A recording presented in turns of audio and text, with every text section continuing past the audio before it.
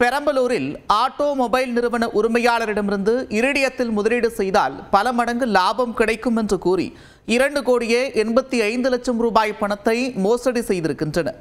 மோசடி பணத்தில் சொகுசு வாழ்க்கை வாழ்ந்த பெண் உட்பட 5 பேரை போலீசார் கைது செய்து சிறையில் அடைத்துள்ளனர். இரிடியம் மோசடி கும்பலின் பின்னணி என்ன? பெரம்பலூர் அருகேயுள்ள சிறுகுடல் கிராமத்தைச் சேர்ந்த நாகராஜ் ஆட்டோமொபைல் நிறுவனம் நடத்தி வருகிறார். இவரிடம் அறிமுகமான பெரம்பலூரைச் சேர்ந்த சிவக்குமார், அவரது காதலி பஜிலா பேகம், உறவினர்கள் ராஜகோபால், ராஜசேகர் மற்றும் புகழ் உள்ளிட்ட 5 பேரும் இரிடியத்தில் முதலீடு செய்து அதிக லாபம் ஈட்டலாம் என்று தெரிவித்துள்ளனர். இரிடியத்தில் முதலீடு செய்து லாபம் ஈட்டி வருவதாக கூறி கடந்த சில மாதங்களுக்கு முன்பு அவரிடமிருந்து கணிசமான தொகையை பெற்றுள்ளனர். இதனையடுத்து அதை இரட்டிப்பாக்கி மீண்டும் அவருக்கு கொடுத்ததாக கூறப்படுகிறது. இதனால் ஆர்வமடைந்த நாகராஜை மீண்டும் சிவக்குமார் தலைமையிலான இந்த கும்பல் மூளைச்சலவை செய்து அவரிடமிருந்து 2,85 லட்சம் ரூபாய் பணத்தை பெற்றுள்ளனர்.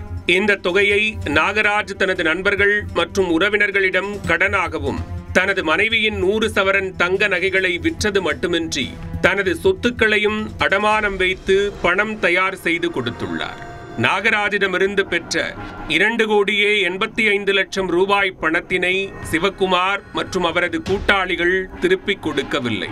பலமுறை நாகராஜ் அவர்களை தொடர்பு கொண்டு கேட்டபோதும் காலம் கடத்தி வந்த சிவக்குமார் தலைமையிலான இரிடியம் கும்பல் ஒரு கட்டத்தில் நாகராஜிற்கு மிரட்டல் விடுத்ததாக கூறப்படுகிறது.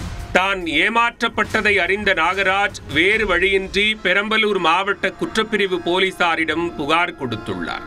புகாரை பெற்ற குற்றப்பிரிவு போலீசார் சிவக்குமார், பஜிலா பேகம், ராஜகோபால், ராஜசேகர் மற்றும் புகழ் ஆகியோர் மீது வழக்கு பதிவு செய்து விசாரணை நடத்தியுள்ளனர். இதில் இரிடியம் மோசடி கும்பல் திருச்சி மாவட்டம் மணப்பாறை அருகே பல இடங்களில் சொத்து வாங்கி குவித்ததுடன் வீடு கட்டி காருடன் சொகுசாக வாழ்ந்து வந்தது விசாரணையில் தெரிய வந்தது. இதனைத் தொடர்ந்து சிவக்குமார், பஜிலா பேகம், ராஜகோபால், ராஜசேகர், புகழ் ஆகிய 5 பேரையும் போலீசார் கைது செய்தனர். 5 பேரையும் பெரம்பலூர் நீதிமன்றத்தில் ஆஜர்படுத்தி பஜிலா பேகத்தை திருச்சி பெண்கள் சிறையிலும் மற்றவர்களை திருச்சி மத்திய சிறையிலும் அடைத்தனர். மேலும் அவர்களிடமிருந்து ஒரு சொகுசு காரையும் பறிமுதல் செய்துள்ளனர்.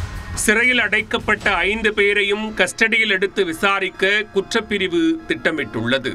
இந்த இரிடியம் மோசடி கும்பல் எவ்வாறு எங்கெங்கு செயல்படுகிறது, இவர்களுக்கு மூளையாக செயல்படுபவர்கள் யார், இவர்களுக்கு பின்னணியில் யார் யார் இருக்கிறார்கள் என்பதை கண்டுபிடிக்க உள்ளதாக போலீசார் தெரிவித்துள்ளனர்.